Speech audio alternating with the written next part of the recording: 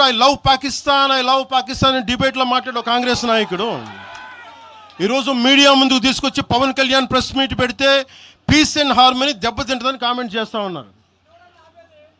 మనల్ని ఎవరు ఆపేది? అంటే వీళ్ళందరికీ ఐ లవ్ పాకిస్తాన్ అంటే వీళ్ళకి అసలు లోపటి నుంచి మొత్తం కదులుతూ ఉంటాయి అందరికీ. అంటే ప్రెస్ మీట్ పెడితే పీస్ అండ్ హార్మనీ, మీరు ఐ లవ్ పాకిస్తాన్ అంటే ఇట్స్ ఓకే.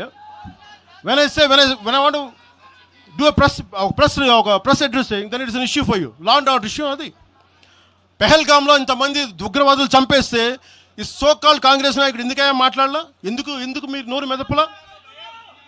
ఇప్పుడు కూర్చోబెట్టి మీకు ఐ లవ్ పాకిస్తాన్ వస్తుందా? మీకు ఆంధ్రాని ద్వేషించండి, ఆంధ్రావాణి ద్వేషించండి, జనసేనని ద్వేషించండి, అక్కడెక్కడో దూరంగా బాంబులు పెట్టే పాకిస్తాన్ మటుకు మీరు ప్రేమించండి. అది కాంగ్రెస్ నాయకులు చేసేదా? ఎక్కడ మాట్లాడతారు? ఎక్కడ ఆపుతారు ఇది?